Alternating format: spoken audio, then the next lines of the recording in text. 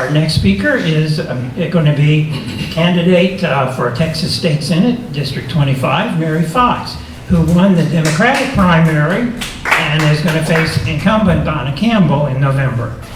So Dr. Merrie Fox is a veteran educator, having worked in public schools for 31 years as a teacher and a campus principal. After retiring in 2023, she's now working as the executive director for Circle Arts Theater in New Braunfels. During her tenure as a public school principal, all three of her campuses were rated as either recognized or A schools under the Texas accountability system. In 2009, she was selected by Raise Your Hand Texas, which is a nonpartisan organization that advocates for public education, to attend the Summer Institute at Principal Center at Harvard. And in 2018, she was selected to serve as Principal Advocacy Fellow for the 86th legislative session. Merrie has lived in the Texas Hill Country for more than 40 years. She and her wife Lisa have raised two children who graduated from Comal ISD. She volunteers with Big Brothers, Big Sisters, Family Promise, and Riverside Pride. She's also a member of her church choir, and in her free time, if she has any, she likes to play cards, hang out with family and friends, attend the theater, listen to live music, and kayak on all the beautiful Texas Hill Country rivers. Dr. Fox earned a Bachelor's of Science degree from Southwest Texas State in 1992, a master's degree in 2003 from what is now Texas State University in Education Administration, and a PhD from North Central University in 2018 with a focus on educational leadership. So please join me in welcoming Dr. Merrie Fox.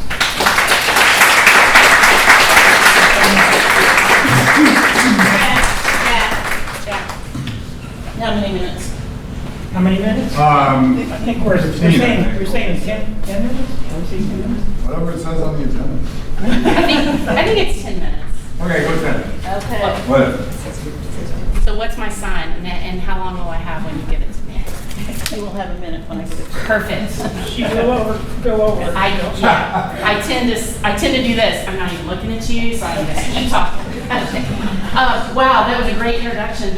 Right off your lips. I know, right? So easy. I wouldn't have sent that much information if I knew you were going to read that, but I really appreciate it. My name is Dr. Merrie Fox. Please call me Merrie. I am, as he said, running for Senate District 25 against Donna Campbell. I know that she was not your senator, representative, for a while, right? Who represented you guys in the Senate? I don't recall. Who was it? Sarah Eckhart. Okay. Eckhart. I think. Yeah, so Donna, I don't know if you know her, she's a 10-year incumbent. She is financially backed significantly. I think she raised $1 million or so in her last campaign. And she aligns with Abbott Paxton and Dan Patrick. So that's kind of just to set the context for you.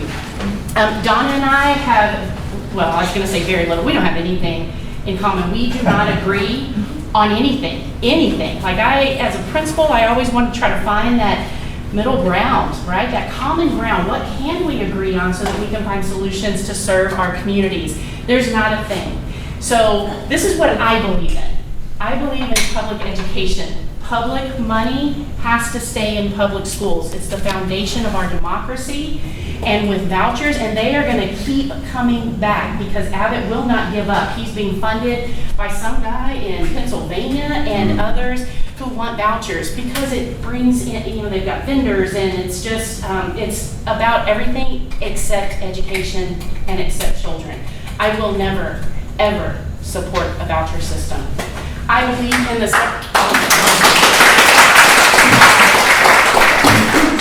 I believe in the separation of church and state. The beliefs of somebody over here should not mandate how this person lives their lives. It is the fundamental key of our equality throughout the state of Texas and certainly in our lives. I believe in, I'm trying to remember all of the issues. There are so many of them. I don't think immigration does not need to be chaotic. Fix the system. Don't close the border. Just fix the system. And we can do that if we want to. So I think it's about reaching across the aisle and talking and trying to come up with solutions and treating people with dignity. I believe that books belong in libraries. Knowledge is power. We do not need to ban books. If parents don't want their children to check out their books, then don't check out the books, but don't take them out. because representation matters. A lot of those books are about the LGBTQ community, and those kiddos, you know, as a school principal, I had kids in classes and they had 2 moms or 2 dads. Representation matters. And so when their teacher reads a book about the 2 penguins, I love that story, and then, you know, they adopt a little baby penguin, that matters to those kiddos. I remember little MJ, she's in 2nd grade now. Oh, sorry. So what's wrong, Lisa? This is my wife, Lisa, by the way. She was battling the Austin traffic, like stressed out. I'm in the passenger seat going, hey, what do you think about? It was, yeah, thank you for that. Anyway, so MJ has 2 moms, and it mattered to her that she was recognized in our school library in a book. I believe in, oh my gosh, Lisa, give me another, shout them out. What are we?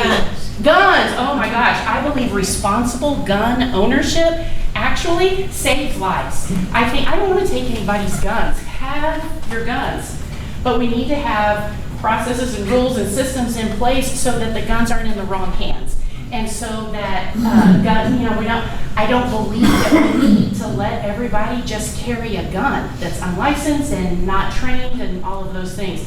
When they talked about bringing guns into schools, I thought, oh my heavens, not even maybe would I work in a school system where teachers are armed. That is ridiculous. So anyway, gun control, absolutely. What else? Reproductive rights. Oh my heavens, how did I miss that one? Reproduction rights, right? Abortion is health care. We've heard that. I like to take the conversation really kind of away from abortion. It's not, to me, it's not about abortion. It is about autonomy over our own bodies. And when women can't make a decision with their doctor about what is best for them, they are not safe and they are not free. And that's not okay here in America. I think about my own daughter. She's 28 years old. If she doesn't have any children yet, and if she were to have an ectopic pregnancy or the myriad of things that can go wrong, when you really, really want a baby, I would never want her in the position where her doctor feels like she needs a certain treatment and she can't get it. I watched a commercial on the way up here. Have y'all seen the Biden commercial about Donald Trump? It's Trump did this, and it's talking about a woman, and it shows the woman and her husband, and her water broke at 18 weeks. And so she lost that baby, but she couldn't be treated, right? And so she developed sepsis, and almost died twice. And now her fertility is at risk. Because why? Because we've got Christian evangelists trying to mandate how we live our lives. And personally, I don't want the government in my exam room or working with my doctor. They don't know what they're doing. Me and my doctor need to be able to make those decisions. What else?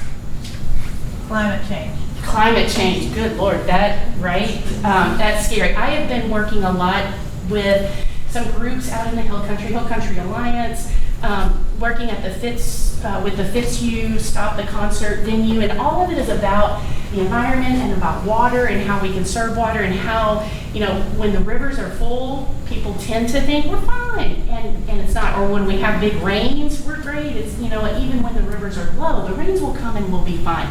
But it doesn't work like that, right? The water runs off and then we don't have what we need. And climate change is real, and it is an area where I need to do some more work and gain better understanding.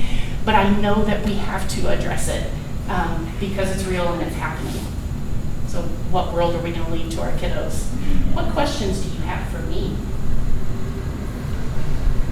Oh, come on. I guess I don't know if it's a question so much Sure. as it is a concern, because we are sitting here on this lake, and water The lake is such low, isn't it? water is such a huge issue Yeah. here. And I would like to, and we have so little control locally. We have so little control over it. How would you deal with LCRA?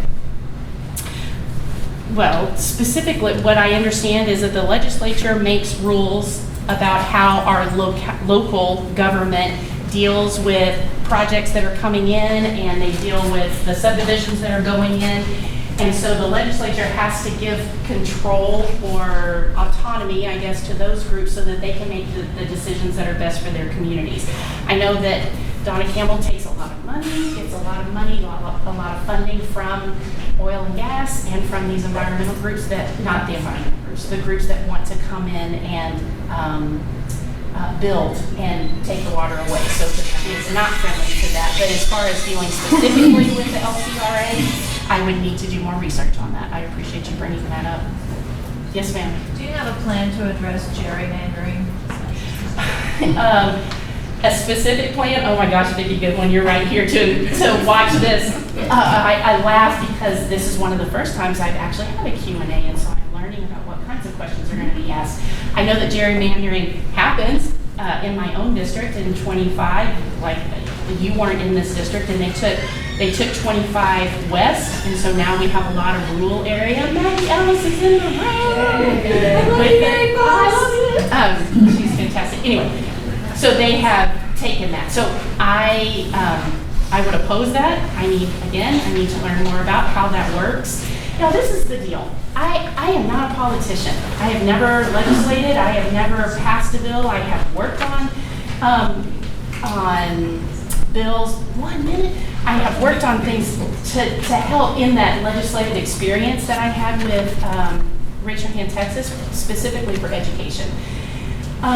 I don't know exactly how all of that works, but what I do know is this: I work hard and I'm present. I want to serve people. When you try to get to Donna Campbell, you cannot because of her busy schedule, or she's in her office, or she's everywhere, but right there in front of you.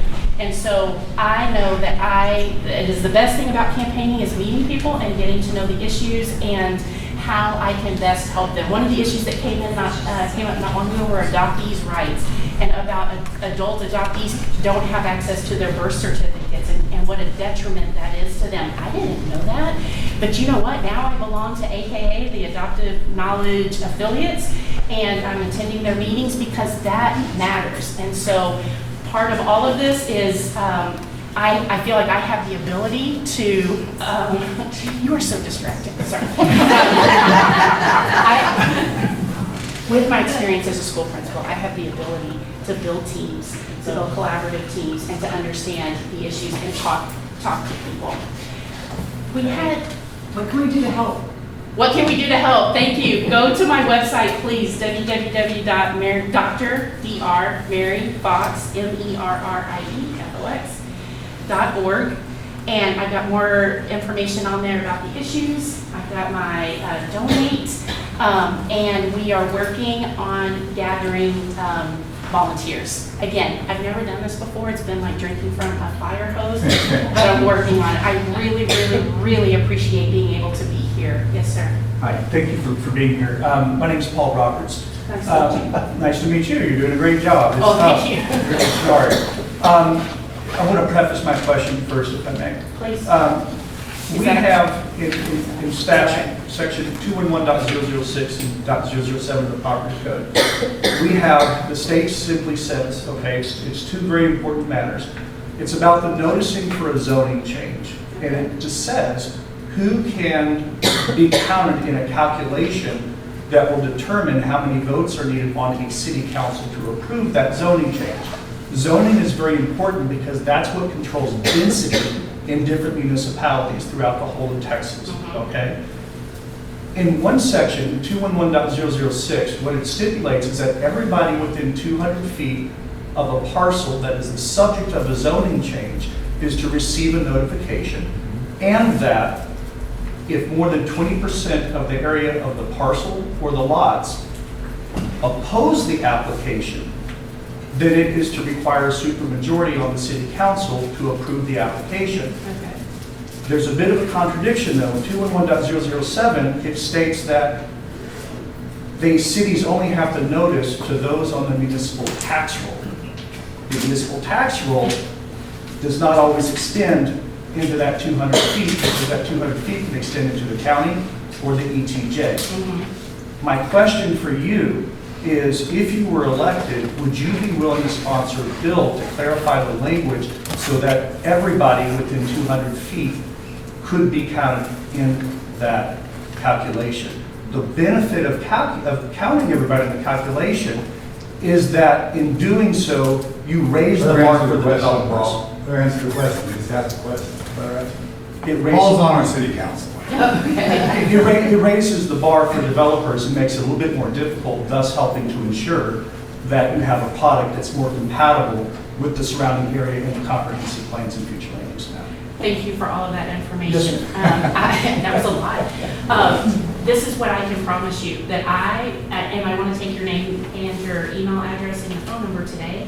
I can guarantee you that I would sit down with you and talk more about that so that I have a better understanding of what the issue is. And then and it does sound like that the issue is resolvable in terms of doing what is best for this community, and if that is what we come to the realization together is, then absolutely I'm 100% behind that. Thank you. Absolutely. What else? Yeah, thank you for letting me ramble. I really, really do.